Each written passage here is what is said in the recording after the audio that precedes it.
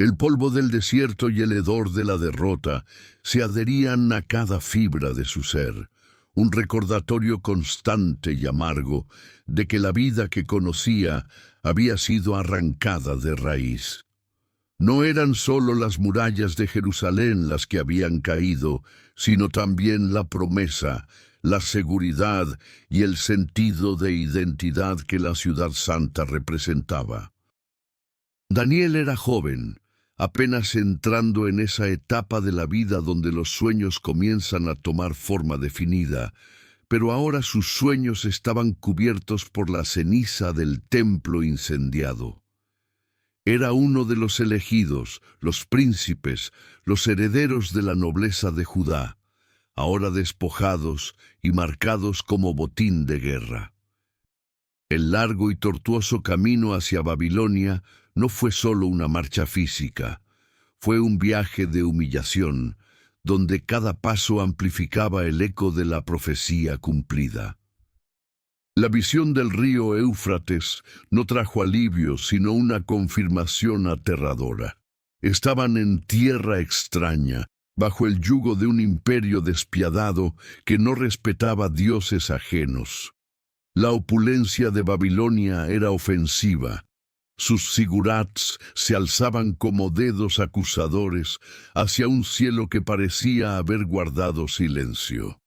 En esta nueva tierra de ídolos y astrología, Daniel se enfrentó a su primera y más profunda pérdida, el despojo de su contexto sagrado.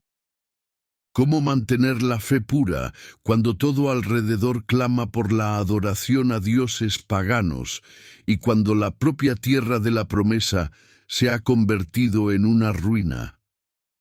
La carga de este exilio era pesada, no solo por el trabajo físico o la comida escasa, sino por la amenaza constante de que su cultura, su fe y su mismísima alma serían absorbidas por la maquinaria imperial de Nabucodonosor, un rey que consideraba su poder ilimitado y divino.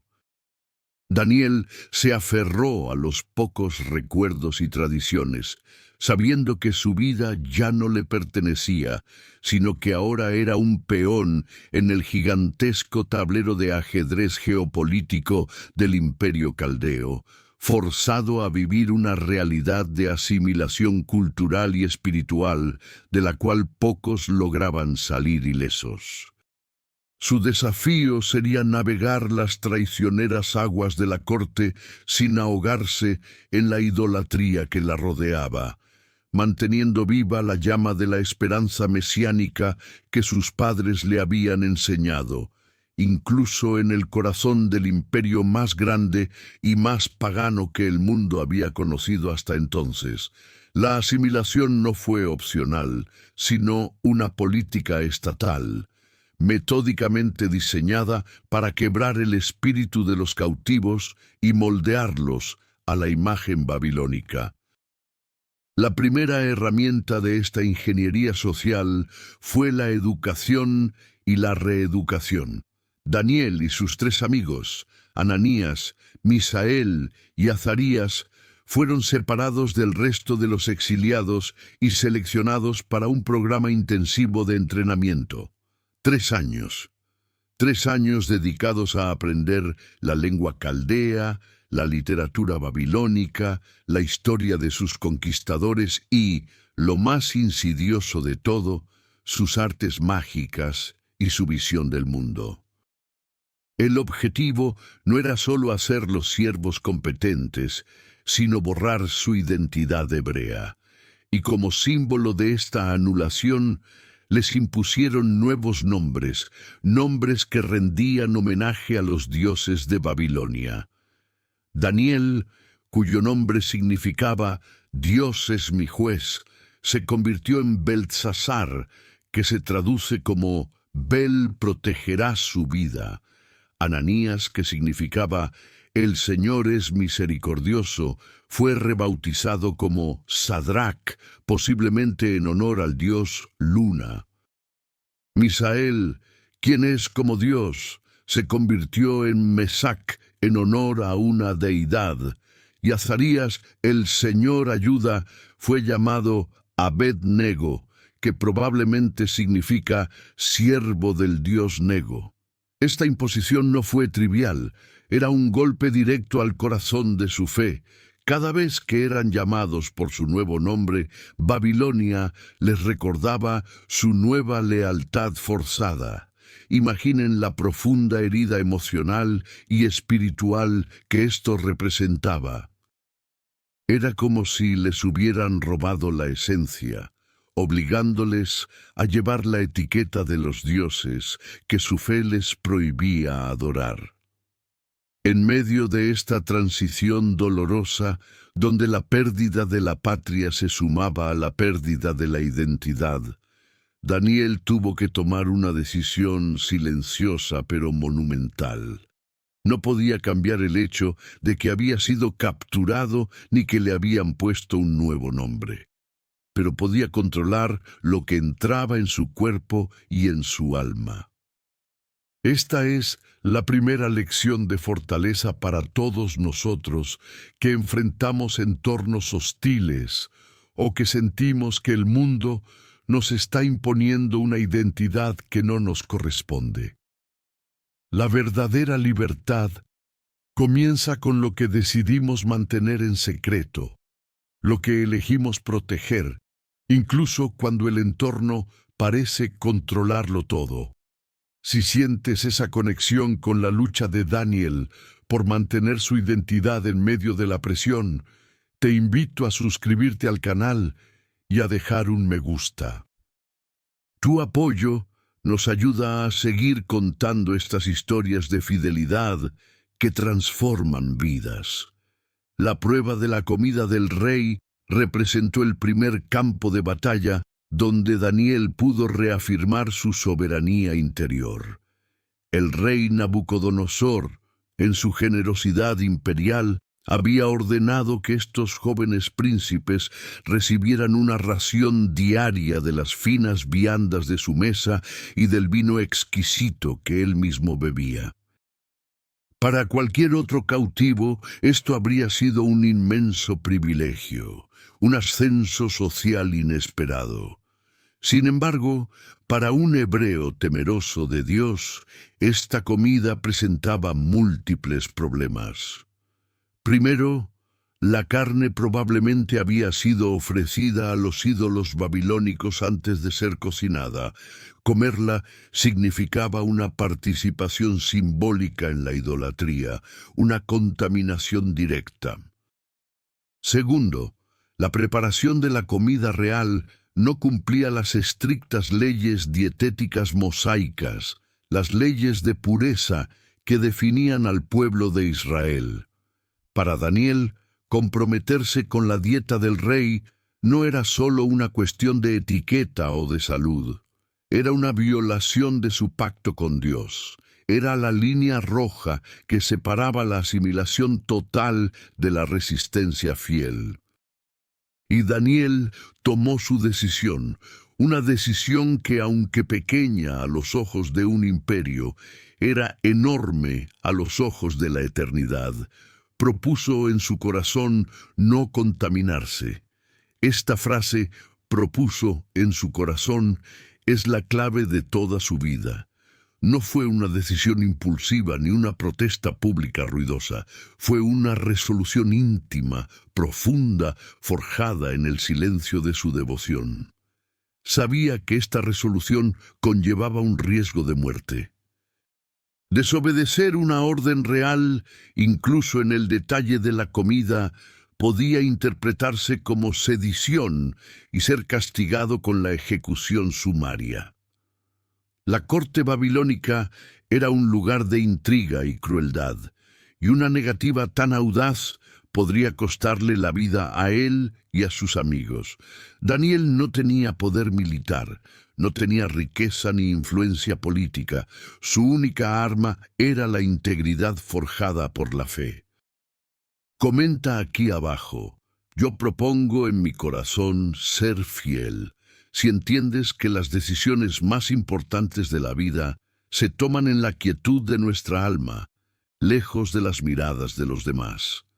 El desafío era cómo implementar esta resolución sin provocar la ira real y sin poner en peligro a sus protectores. El jefe de los eunucos, Aspenaz, era la autoridad directa sobre Daniel y sus amigos.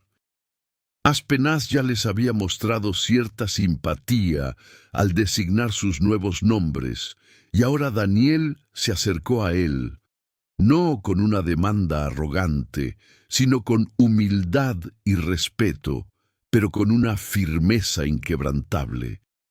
Daniel expuso su necesidad de una dieta diferente, pidiéndole permiso para no mancharse con la porción del rey. La reacción de Aspenaz fue inmediata y lógica: temor. El jefe temía la furia de Nabucodonosor. Si los jóvenes, después de 10 días de comer solo legumbres y beber agua, parecían más delgados o menos saludables que los otros príncipes que comían los manjares reales, Aspenaz sería el responsable directo y su cabeza peligraría. El miedo del jefe de los eunucos era palpable. Su vida estaba literalmente en juego debido a la fe de Daniel. Daniel no se rindió ante este temor legítimo. En lugar de ello, mostró una sabiduría táctica impresionante, una mezcla de fe y prudencia que caracterizaría toda su carrera. No le pidió que cambiara la orden real de forma permanente, sino que propuso una prueba. Esta negociación con el mayordomo asignado a cuidarlos, un hombre llamado Melsar, fue el momento de la verdad. Daniel entendió que su fe no debía ser imprudente, sino sometida a la prueba de la realidad. Esta prueba no solo protegería a Aspenaz y Melsar, sino que también glorificaría a su Dios de una manera que los paganos podrían comprender. La prueba propuesta era de una simplicidad que desarmaba.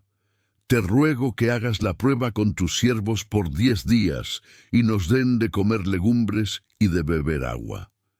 10 días. Un tiempo limitado, suficiente para mostrar un resultado, pero no tanto como para condenar a nadie por inanición. Esta negociación es crucial porque nos enseña que la fe no es sinónimo de pasividad o de exigir milagros sin una acción estratégica. Daniel no esperó que un ángel le trajera comida del cielo. Negoció, propuso un plan y puso a Dios en la posición de actuar a través de las circunstancias naturales. Melsar, probablemente aliviado por la propuesta de una prueba temporal, accedió. Y así comenzó el experimento más importante en la historia de Babilonia para esos jóvenes. Los siguientes 10 días fueron un testimonio silencioso de su compromiso. Mientras los otros jóvenes se deleitaban con la riqueza de las viandas reales, Daniel, Ananías, Misael y Azarías se nutrían de una dieta simple, confiando en que la provisión de Dios era más sustancial que la abundancia terrenal. Al final de los 10 días, el resultado fue innegable y milagroso. Melsar tuvo que admitir que no solo parecían más fuertes y saludables que los que habían comido la porción del rey, sino que su semblante era mejor y más radiante. La fidelidad silenciosa había producido un fruto visible. A partir de ese momento, el mayordomo no solo les permitió continuar con la dieta de legumbres y agua, sino que retiró la porción de la comida y el vino reales que les estaba asignada. Este pequeño milagro no solo salvó sus vidas y su pureza ritual, sino que les dio una reputación inicial de integridad y, lo que es más importante, preparó el escenario para la manifestación del don que Dios les daría. Y Dios, honrando su compromiso, les concedió conocimiento, inteligencia en todas las letras y ciencias, y a Daniel en particular le dio el entendimiento de toda visión y sueños. El escenario estaba listo para la revelación de secretos y el servicio que definiría el resto de su historia en el corazón de Babilonia. El tiempo del entrenamiento concluyó, y Daniel y sus compañeros demostraron ser no solo saludables, sino también superiores en sabiduría y entendimiento a todos los magos y astrólogos de la corte. Cuando el rey Nabucodonosor conversó personalmente con ellos, halló que su conocimiento y discernimiento eran 10 veces mejores que los de todos los sabios de su reino. Así, Daniel se instaló en la corte, su vida una mezcla incómoda de servicio a un monarca pagano y fidelidad inquebrantable al Dios de Israel. Sin embargo, la verdadera prueba de fuego, aquella que catapultaría a Daniel de un cautivo talentoso a un profeta esencial, no tardaría en llegar, y lo haría a través de la inestabilidad emocional de un monarca tirano. Nabucodonosor, un hombre de inmenso poder y ego frágil, fue perturbado por un sueño. Este no era un sueño común, era una visión vívida, tan poderosa que le robó la paz y el sueño. Lo más alarmante para el rey no fue el contenido del sueño, sino que al despertar su memoria lo había traicionado por completo. Él sabía que había visto algo trascendental, algo que definía su futuro y el de su imperio, pero el recuerdo se había desvanecido. Este olvido lo sumió en un terror paranoico. Convocó a todos los magos, astrólogos, encantadores y caldeos de su reino, exigiéndoles lo impensable. No solo que interpretaran el sueño, sino que primero le revelaran cuál había sido el sueño. El rey exigió que ellos, con sus supuestos poderes sobrenaturales, demostraran su autenticidad contándole lo que él mismo había olvidado. La respuesta de los sabios fue de pánico y desesperación. Argumentaron lógicamente que nadie en la tierra podía hacer tal cosa, solo los dioses, y que éstos no habitaban entre los hombres. Esta respuesta, por sensata que fuera, solo sirvió para enfurecer a Nabucodonosor. Su orgullo herido y su necesidad de control absoluto se tradujeron en una sentencia de muerte masiva. Ordenó que todos los sabios de Babilonia, sin excepción, fueran ejecutados. Esta matanza incluía, por supuesto, a Daniel y sus 3 amigos, quienes, a pesar de su reciente nombramiento en la corte, estaban clasificados dentro del grupo de sabios. La orden de ejecución se extendió por la vasta ciudad, ejecutada por Arioc, el jefe de la Guardia Real. Daniel, que no había sido consultado inicialmente porque probablemente no estaba entre los astrólogos tradicionales, fue alcanzado por la sombra de la muerte. Cuando Arioc se acercó para llevar a cabo la sentencia, Daniel, con su característica prudencia y calma, le preguntó la razón de tal decreto urgente e irracional por parte del rey. Al conocer la magnitud de la crisis y el terror del monarca, Daniel hizo algo extraordinario, intervino con autoridad serena. Él pidió a Arioc que lo llevara ante el rey para solicitar un plazo. Esta acción requería una valentía inmensa, pues estaba interponiéndose directamente en la furia de Nabucodonosor. El rey, probablemente sorprendido por la audacia del joven cautivo, le concedió el tiempo. Daniel regresó a la casa donde vivía con Ananías, Misael y Azarías. Lo primero que hizo no fue estudiar los pergaminos de Babilonia ni intentar alguna técnica adivinatoria. recurrió al poder supremo. El profeta entendió inmediatamente que no era una crisis intelectual, sino una manifestación divina, y que la única forma de resolverla era mediante la revelación directa de Dios. Daniel compartió el terrible decreto con sus amigos y les suplicó que pidieran misericordia al Dios del cielo respecto a ese misterio, para que no perecieran junto con los demás sabios de Babilonia. Esta noche fue un momento de intensa y unificada intercesión. La vida de cientos de hombres dependía de la oración de 4 cautivos. Y Dios, que nunca abandona a los que le son fieles, escuchó. El misterio fue revelado a Daniel en una visión nocturna. El profeta vio y entendió el sueño olvidado del rey, y con él el plan divino para el futuro de las naciones. Al recibir la revelación, la reacción de Daniel fue inmediata y profunda: la adoración.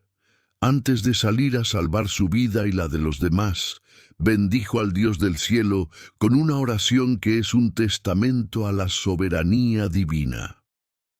No se atribuyó el mérito, sino que exaltó a Dios como el único dador de sabiduría que cambia los tiempos y las estaciones, que quita reyes y pone reyes. Declaró que Dios da la sabiduría a los sabios y la ciencia a los entendidos, y que sólo Él revela lo profundo y lo escondido. Con el corazón rebosante de gratitud, fue a donde estaba Arioc, el mismo hombre que iba a ejecutarlo, y le dijo que no matara a los sabios de Babilonia, sino que lo llevara a él ante el rey, pues él daría la interpretación. Arioc, viendo la oportunidad de salvar su propia vida de la ira real y de poner fin a la crisis, llevó apresuradamente a Daniel ante Nabucodonosor. Cuando estuvo ante el monarca más poderoso de la tierra, Daniel no se jactó de su sabiduría, sino que desvió toda la atención a la fuente de su conocimiento. El rey le preguntó: ¿Puedes tú decirme el sueño que vi y su interpretación? La respuesta de Daniel fue audaz y humilde a la vez. El misterio que el rey demanda, ni sabios, ni astrólogos, ni magos, ni adivinos lo pueden declarar al rey. Pero hay un Dios en los cielos que revela los misterios, y Él ha hecho saber al rey Nabucodonosor lo que ha de acontecer en los postreros días. Daniel se aseguró de que el rey entendiera que él era solo el mensajero, y que el poder residía únicamente en el Dios de Israel. Esto es un principio fundamental. La verdadera sabiduría no proviene del intelecto humano, sino de la revelación divina dada a aquellos que caminan en fidelidad. ¿Alguna vez has enfrentado una situación imposible donde solo la intervención de Dios podía darte la respuesta o la solución? Comenta: solo Dios revela lo profundo. Daniel procedió a describir el sueño con una precisión que debió haber paralizado al rey. Le dijo que él había visto una gran imagen, cuya brillantez era extraordinaria y su aspecto terrible. Esta imagen, una estatua colosal, estaba compuesta por diferentes metales, cada uno representando un reino mundial sucesivo. Daniel describió la cabeza de oro fino que representaba a Nabucodonosor y su imperio babilónico, el más espléndido de todos. Luego, el pecho y los brazos de plata, un reino inferior que seguiría a Babilonia. Después, el vientre y los muslos de bronce, que simbolizaban un tercer reino que dominaría toda la tierra.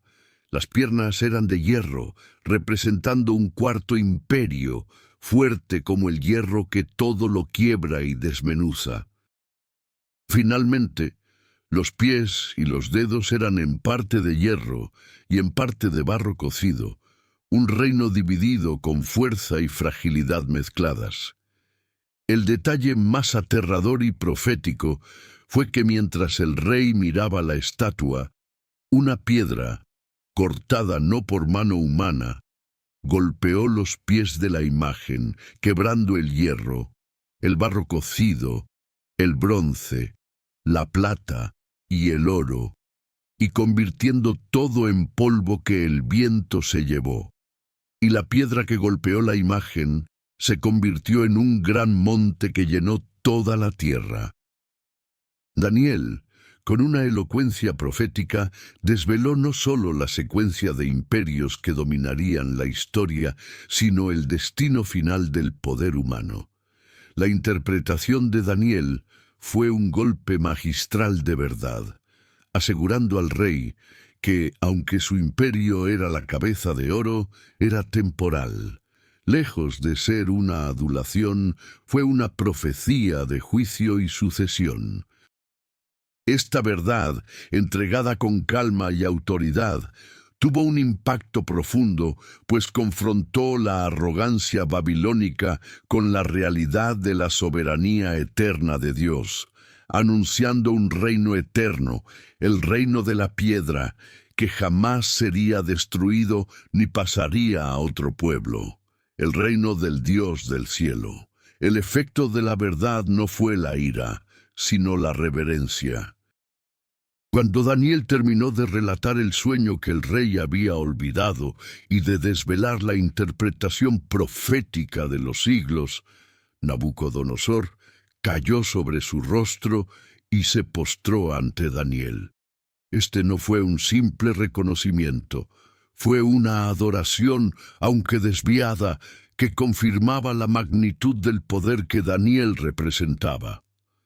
El rey, el hombre que se consideraba un dios, rindió homenaje al siervo del Dios verdadero. Nabucodonosor exclamó: «Ciertamente el Dios vuestro es Dios de dioses y Señor de los reyes y el revelador de los misterios, pues pudiste revelar este misterio». Nabucodonosor no se convirtió completamente de inmediato, pero reconoció la superioridad del Dios de Daniel. Como recompensa, el rey engrandeció a Daniel, le dio muchos presentes grandes, lo hizo gobernador de toda la provincia de Babilonia y jefe supremo de todos los sabios. Daniel, el cautivo, se había convertido en el segundo al mando del imperio más grande del mundo, un testimonio vivo de que la fidelidad lleva a la exaltación. En un acto de generosidad y lealtad, Daniel no olvidó a sus compañeros. Él rogó al rey que pusiera a Sadrac, Mesac y Abednego sobre los negocios de la provincia de Babilonia. Daniel, por su parte, permaneció en la corte del rey, en el lugar de mayor influencia. Sin embargo, este ascenso trajo consigo una mayor exposición y una prueba que sus amigos tendrían que enfrentar directamente, una prueba de fuego que consolidaría la fama del Dios de Daniel en toda la provincia. Este episodio, aunque centrado en los amigos, es vital para entender la atmósfera de la corte de Daniel, una atmósfera donde el sincretismo y la presión a adorar a ídolos estaban siempre presentes. La historia de la imagen de oro de 90 pies de altura que Nabucodonosor erigió en la llanura de Dura y la orden de que todo súbdito se postrara ante ella al sonido de la música, y la subsiguiente negativa de Sadrac, Mesac y Abednego, y su milagrosa liberación del horno de fuego, cimentaron el hecho de que el Dios de Daniel no solo revela los misterios, sino que también salva a sus siervos de la muerte.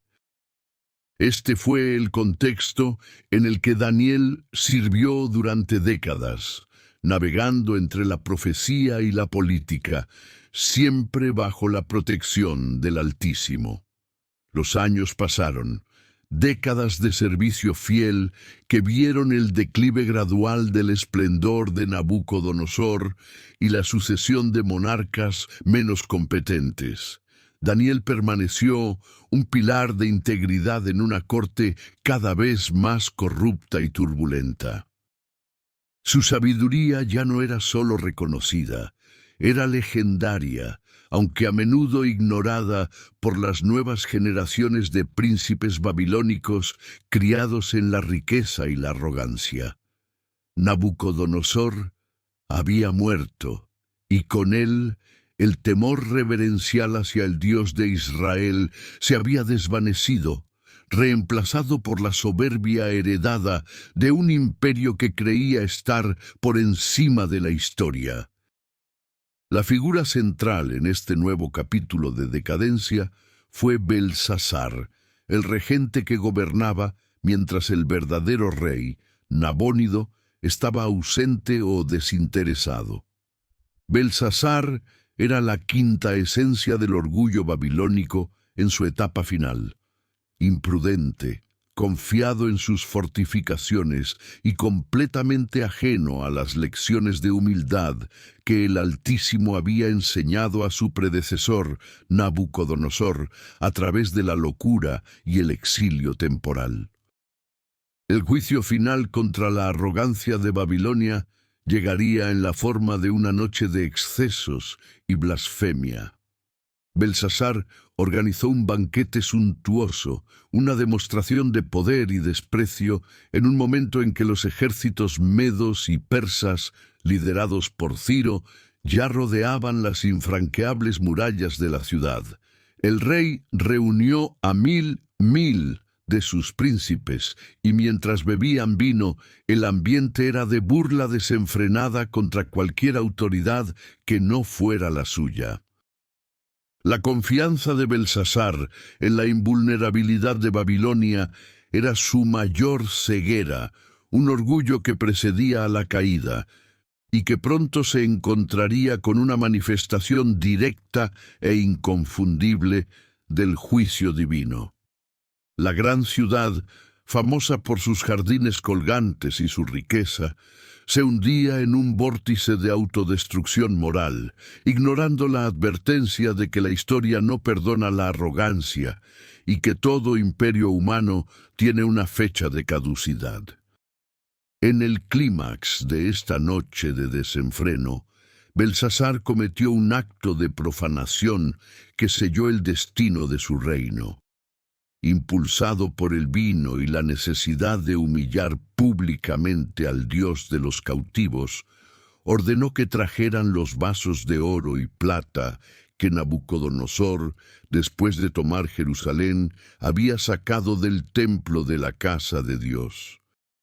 Estos objetos sagrados, reservados únicamente para el servicio a Jehová, fueron ahora utilizados como copas comunes para que el rey, sus príncipes, sus mujeres y sus concubinas bebieran vino, en una burla abierta y deliberada. Mientras bebían de estos vasos sagrados, alababan a sus dioses de oro, de plata, de bronce, de hierro, de madera y de piedra, dioses que no veían ni oían ni sabían. Este acto de blasfemia fue un desafío directo al poder y a la santidad del Dios de Israel. Era la declaración pública de que Babilonia había triunfado sobre la fe de Judá y que los objetos sagrados de Sión no eran más que trofeos profanables.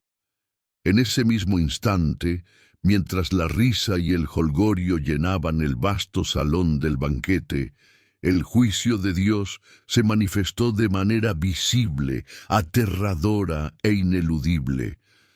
De repente, aparecieron los dedos de una mano de hombre que escribía, lenta y deliberadamente, sobre la pared encalada del palacio, frente al candelero. La música cesó de golpe, Las risas se ahogaron en las gargantas y el silencio que siguió fue más ruidoso que cualquier estruendo. Todos los ojos estaban fijos en la mano incorpórea que trazaba letras en un idioma desconocido, pero con una autoridad innegable. El terror se apoderó de Belsasar, su rostro se descompuso, sus rodillas chocaban la una contra la otra y sus pensamientos lo turbaron.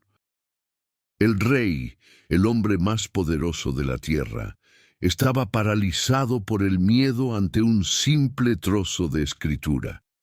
Su confianza se había derrumbado al darse cuenta de que había un poder mayor que sus murallas y sus ejércitos.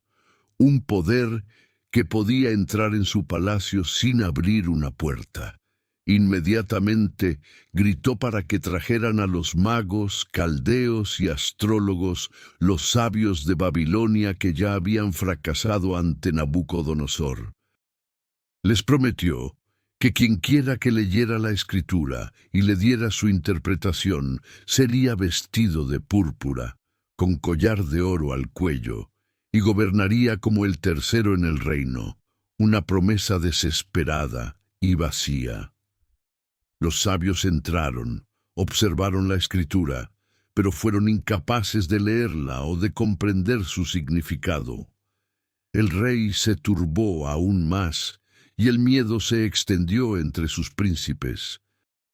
En medio de esta escena de pánico, entró la reina madre, la misma reina madre que quizás había vivido los días de Nabucodonosor y recordaba la intervención divina. Ella, con la calma de la experiencia, le recordó a Belsasar la existencia de un hombre que había sido fundamental en el reinado de su padre, y cuyo espíritu era superior al de todos los sabios babilónicos. Ella le recordó al rey que existía un hombre en quien moraba el espíritu de los dioses santos, un hombre llamado Daniel, al que Nabucodonosor había engrandecido. ¿Qué haces cuando la sabiduría humana falla y solo la revelación puede salvarte? El rey, sin otra opción, ordenó que trajeran a Daniel. Daniel fue traído ante el rey, un anciano ahora, quizás de unos 80 años, que había sido olvidado por la nueva generación, pero cuya reputación era ineludible en momentos de crisis. Belsasar, con una mezcla de desesperación y condescendencia, le ofreció las recompensas prometidas, púrpura, oro y el tercer lugar en el reino, si tan solo pudiera descifrar el mensaje. La respuesta de Daniel fue un rechazo absoluto a la oferta y una condena rotunda a la arrogancia del rey. Tus dones sean para ti, y da tus recompensas a otro, dijo Daniel con dignidad inquebrantable, pero añadió, yo leeré la escritura al rey y le daré la interpretación. Daniel comenzó su discurso no con el mensaje de la pared, sino con una recapitulación histórica, confrontando a Belsasar con el testimonio de su propio abuelo, Nabucodonosor. Le recordó cómo el Dios Altísimo había dado a Nabucodonosor reino, grandeza, gloria y majestad, pero cómo el rey se había ensoberbecido hasta que fue humillado, quitado de su trono real y obligado a comer hierba como los bueyes, hasta que reconoció que el Altísimo tiene dominio en el reino de los hombres. Y luego Daniel pronunció la condena más severa. Y tú, Belsasar, hijo suyo, no has humillado tu corazón sabiendo todo esto. Antes bien, contra el Señor del cielo te has engrandecido. Esta era una acusación de ignorancia voluntaria, una negación consciente de la lección más grande en la historia de su propia dinastía. El juicio final fue la interpretación de las 3 palabras que el dedo de Dios había escrito en la pared: Mene, Mene, Tekel, Ufarsin. Daniel no endulzó la verdad. El mensaje era de juicio inmediato e irrevocable. Mene, Mene, contó Dios tu reino, y le ha puesto fin. La doble mención de Mene aseguraba la certeza y la finalidad de la sentencia. Tekel, pesado has sido en balanza, y fuiste hallado falto. Belsasar había sido evaluado moral y espiritualmente por el juez supremo, y no había dado la talla. Ufarsin, o Pérez, la variación del singular. Tu reino ha sido roto, y dado a los medos y a los persas. En esa misma noche, el orgullo de Babilonia se desmoronó. A pesar de la condena, Belsasar, con una lealtad a su palabra, cumplió la promesa y ordenó que vistieran a Daniel de púrpura y pusieran el collar de oro en su cuello, y fue proclamado el tercer señor del reino por unas pocas horas. Esa misma noche se cumplió la profecía. Ciro, el líder medo-persa, ingeniosamente desvió el río Éufrates, que fluía bajo las murallas, y sus tropas entraron en la ciudad sin resistencia.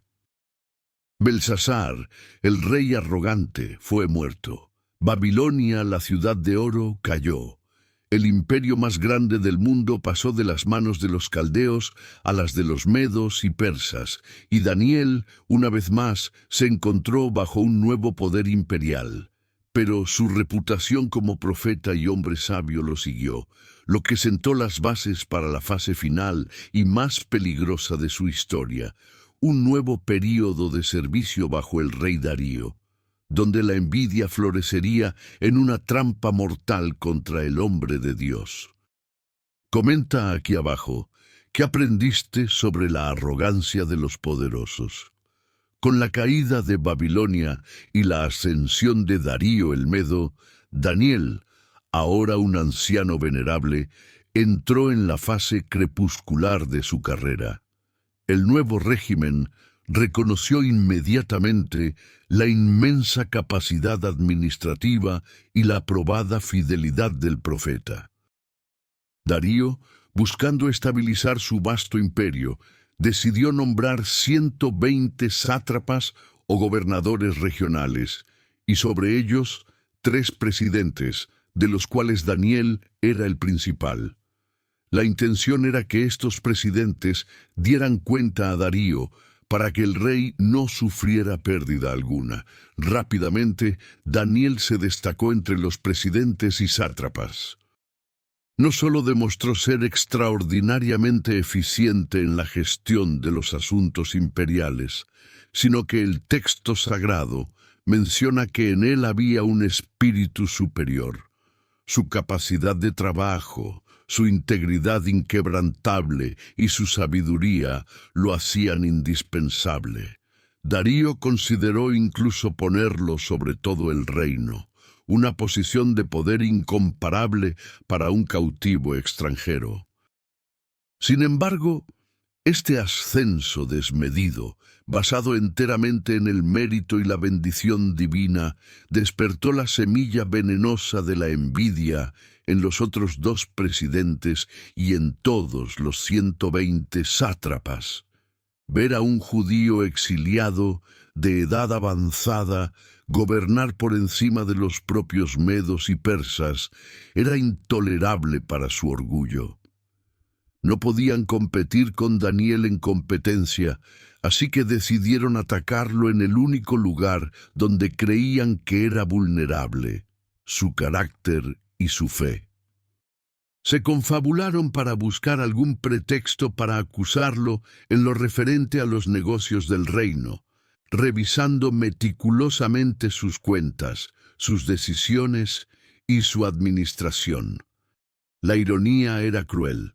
El hombre que había salvado el imperio en múltiples ocasiones era ahora el blanco de una cacería interna, impulsada por el resentimiento mezquino y la necesidad de derribar la excelencia que no podían igualar. La búsqueda de un defecto fue infructuosa. Los conspiradores tuvieron que admitir que no podían hallar falta ni vicio alguno en Daniel, porque él era fiel, y ningún error ni falta se halló en él. Esta pureza de carácter es un testimonio asombroso para un político de alto nivel. Era inatacable en su vida pública.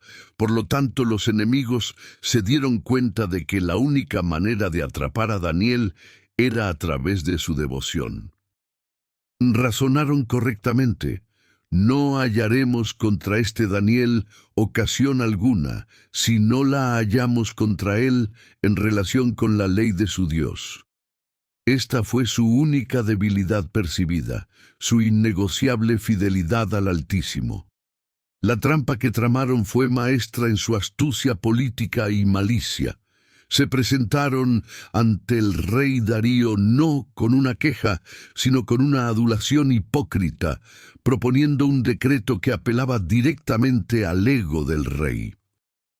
Le sugirieron que estableciera un edicto real que prohibiera a cualquier persona hacer petición a Dios u hombre alguno durante 30 días, excepto al propio rey Darío. La penalidad por esta desobediencia sería ser echado al foso de los leones. Los conspiradores argumentaron que esto afirmaría la divinidad y soberanía absoluta del rey. Darío, halagado, y quizás sin comprender completamente el alcance diabólico de la propuesta, o por la negligencia de no consultar a Daniel, firmó el decreto. La ley persa, una vez promulgada, era inmutable e irrevocable. Ni siquiera el rey podría deshacerla. La firma del rey Darío fue la sentencia de muerte para su siervo más leal. Daniel conoció el decreto. No le llegó como un rumor. Le fue notificado de la ley firmada. En este momento, Daniel se enfrentó a la elección suprema. La obediencia al hombre que significaba la vida segura, o la obediencia a Dios que significaba una muerte segura y terrible. Daniel no titubeó. Su respuesta fue un acto de suprema devoción y valentía silenciosa. Dice el texto sagrado que aun sabiendo que el edicto había sido firmado, Daniel se fue a su casa, cuyas ventanas en el aposento alto estaban abiertas hacia Jerusalén. Hizo lo que siempre había hecho. Se arrodilló 3 veces al día y oraba y daba gracias delante de su Dios, como lo solía hacer antes. Él no se escondió, no cerró las ventanas para orar en secreto absoluto, sino que mantuvo su rutina con total transparencia y calma. Daniel no consideró su vida más valiosa que su comunión con Dios. Su obediencia no fue un desafío público, sino la reafirmación de una rutina sagrada y profunda. Para él, dejar de orar habría sido un compromiso mucho peor que la muerte. Era la negación de la fuente de su sabiduría, su fuerza y su identidad. Los conspiradores, que estaban al acecho, inmediatamente encontraron a Daniel orando y haciendo súplica a su Dios, tal como lo habían planeado. Corrieron al rey, no para elogiar, sino para acusar a Daniel, recordándole al rey que la ley era inmutable y que la sentencia de muerte debía aplicarse. El rey Darío, al escuchar la acusación y darse cuenta de la terrible trampa en la que había caído, sintió un profundo dolor. Él estimaba a Daniel y se había dado cuenta de que había sido manipulado por la envidia. Darío se angustió mucho e hizo todo lo posible hasta la puesta del sol para buscar una forma de librar a Daniel de la ley irrevocable, pero sus esfuerzos fueron inútiles. La ley era la ley y el decreto se tenía que cumplir. Finalmente, los conspiradores lograron forzar la mano del rey, y Darío dio la orden. Daniel fue llevado al foso de los leones.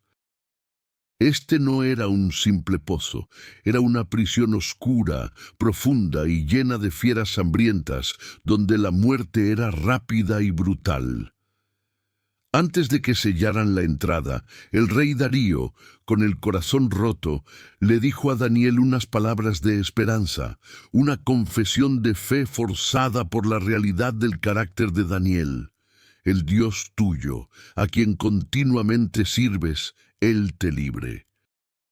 Daniel fue echado, y se puso una piedra sobre la abertura del foso, sellada con el anillo del rey y con el anillo de sus príncipes, para que el propósito contra Daniel no pudiera ser alterado. Esa noche fue una noche de angustia. El rey Darío se fue a su palacio y pasó la noche en ayuno sin que le trajeran instrumentos de música, y el sueño huyó de él.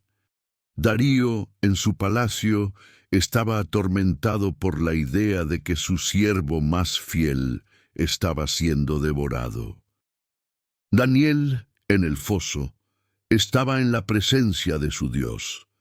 El silencio expectante de esa noche, el rugido amortiguado de los leones y la agonía del rey contrastaban con la paz interior del profeta, cuya vida de fidelidad se convertía ahora en su escudo inexpugnable.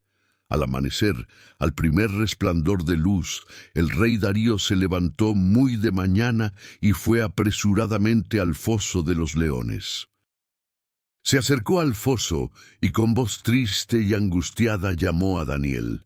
Daniel, siervo del Dios viviente, el Dios tuyo, a quien tú continuamente sirves, ¿te ha podido librar de los leones? Y la respuesta llegó, serena y viva, desde el fondo del pozo. Oh Rey, vive para siempre. Mi Dios envió su ángel, el cual cerró la boca de los leones, para que no me hiciesen daño, porque delante de él fui hallado inocente.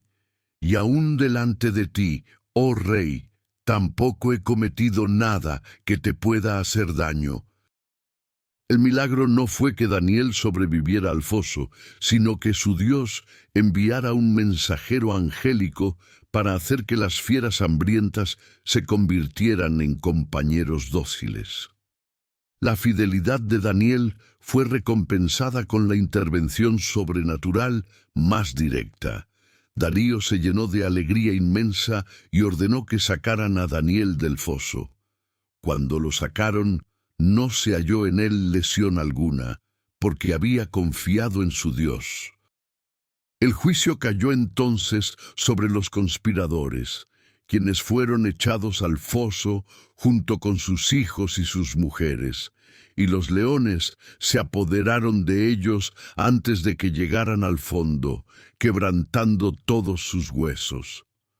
Darío promulgó un nuevo decreto para todos los pueblos, naciones y lenguas, mandando que en todo el dominio de su reino la gente temblara y temiera ante el Dios de Daniel, porque Él es el Dios viviente y permanece por todos los siglos, y su reino no será jamás destruido.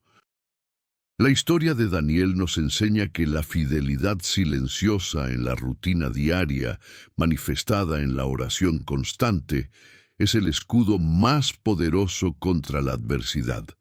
Su vida es un recordatorio imborrable de que la integridad es la verdadera moneda de cambio en la corte terrenal y que el Dios al que servimos cierra bocas de leones y revela los secretos de la historia. Esta es la verdad confirmada por las Escrituras.